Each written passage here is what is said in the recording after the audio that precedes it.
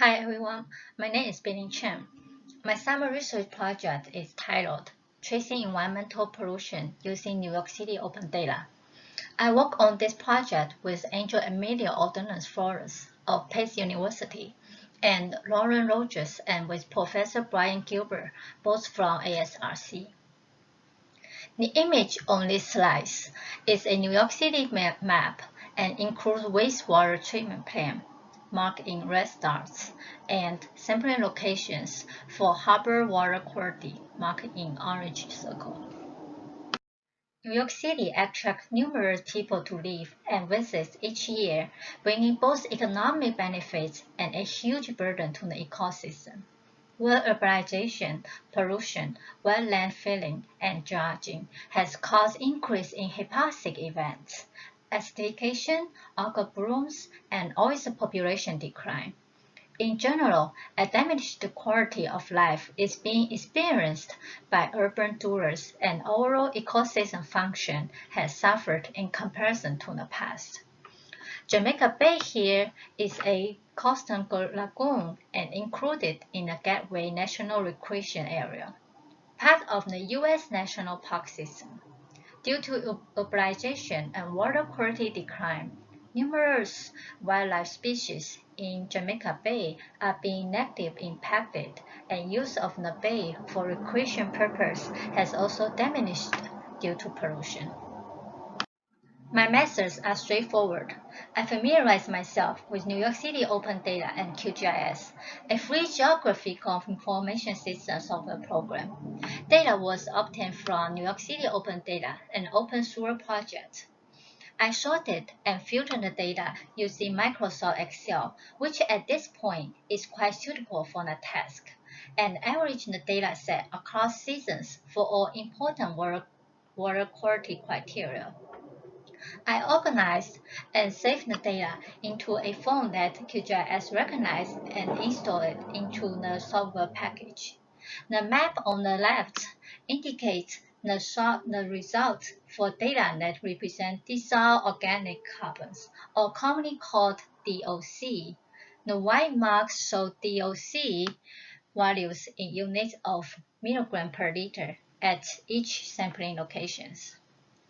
QGIS was used to create interpolated data layer that account for data at every sampling locations.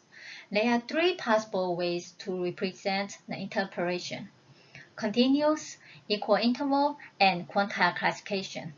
Ultimately, a quantile classification was chosen because it visualized stronger gradients, which I will explain more in the next slide. After completing the interpolations, I determined notable gradient changes at different locations. I'm going to show you a few examples. Here are some seasonal phosphorus maps from my dataset. Quantile classification showed a nice gradient that produced dramatic change in color, while continuous and equal interval did not. As you can see here, Jamaica Bay has consistently high values across the seasons. New York Bay, however, appears to have high value during the summer months only. Phosphorus is an important limiting nutrient in aquatic ecosystem. It is an important water quality criteria because increase in phosphorus levels can overstimulate algae growth in river, lakes, and bays and cause reduced oxygen levels in the water column, leading to hypoxic and other toxic conditions that can harm aquatic organisms and humans. This phenomenon is also referred to as eutrophication. There are numerous sources of phosphorus in surrounding waters, including soil erosion and fertilizer. But in urban areas, treated and untreated sewage and pet waste are likely the largest sources. Here are maps for DOC across seasons. Looking at the maps, there is a strong DOC signal in Jamaica Bay during winter. Potential sources of DOC include plant and animal matter decomposition, wastewater treatment plants, and combined sewer overflows in urban areas, and other terrestrial sources related to land cover change or use.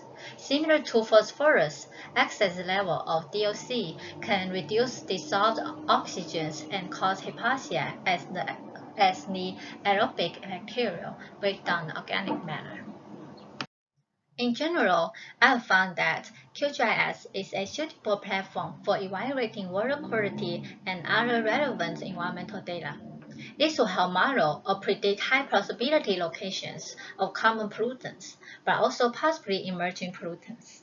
My maps indicate that the bodies of water around New York City may suffer from hypoxia, highlighting the need for better pollution control. In the future, and with more time to invest in this project, I will imagine the project could benefit from having more data or sampling locations in a given area, and that generate interpretation layers will be better resolved.